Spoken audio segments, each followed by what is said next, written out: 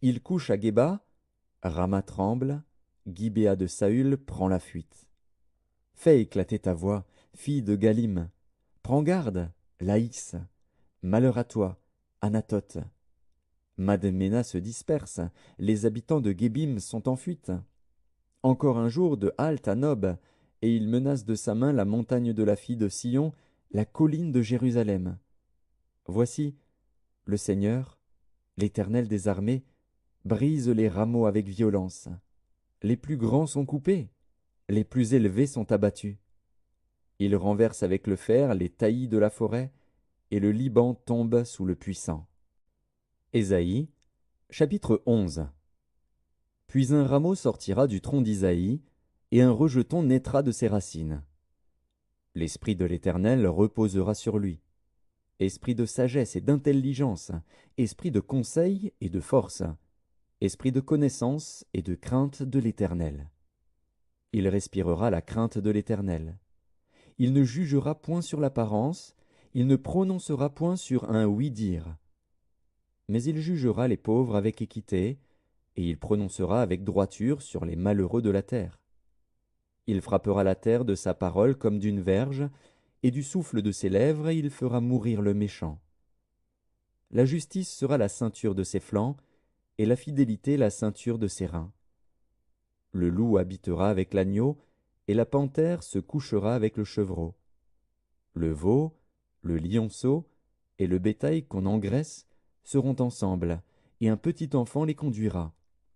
La vache et l'ours auront un même pâturage, leurs petits un même gîte. Et le lion, comme le bœuf, mangera de la paille. Le nourrisson s'ébattra sur l'antre de la vipère, et l'enfant sevré mettra sa main dans la caverne du basilic. Il ne se fera ni tort ni dommage sur toute ma montagne sainte. Car la terre sera remplie de la connaissance de l'Éternel, comme le fond de la mer par les eaux qui le couvrent. En ce jour, le rejeton d'Isaïe sera là comme une bannière pour les peuples. Les nations se tourneront vers lui, et la gloire sera sa demeure. Dans ce même temps, le Seigneur étendra une seconde fois sa main pour racheter le reste de son peuple, dispersé en Assyrie et en Égypte, à Patros et en Éthiopie, à Élam, à Shinéar et à Hamath, et dans les îles de la mer. Il élèvera une bannière pour les nations, il rassemblera les exilés d'Israël, et il recueillera les dispersés de Juda des quatre extrémités de la terre. La jalousie d'Éphraïm disparaîtra, et ses ennemis en Juda seront anéantis. Éphraïm ne sera plus jaloux de Juda, et Juda ne sera plus hostile à Éphraïm. Ils voleront sur l'épaule des Philistins à l'Occident, ils pilleront ensemble les fils de l'Orient. Édom et Moab seront la proie de leurs mains, et les fils d'Ammon leur seront assujettis. L'Éternel desséchera la langue de la mer d'Égypte, et il lèvera sa main sur le fleuve, en soufflant avec violence. Il le partagera en 7 canaux, et on le traversera avec des souliers. Et il y aura une route pour le reste de son peuple, qui sera échappé de la Syrie, comme il y en eut une pour Israël, le jour où il sortit du pays d'Égypte. Ésaïe, chapitre 13. Oracle sur Babylone, révélé à Ésaïe, fils d'Amoz. Sur une montagne nue dressez une bannière, élevez la voix vers eux, faites des signes avec la main, et qu'ils franchissent les portes des tyrans. J'ai donné des ordres à ma sainte milice, j'ai appelé les héros de ma colère, ceux qui se réjouissent de ma grandeur. On entend une rumeur sur les montagnes, comme celle d'un peuple nombreux. On entend un tumulte de royaumes, de nations rassemblées. L'Éternel des armées passe en revue l'armée qui va combattre.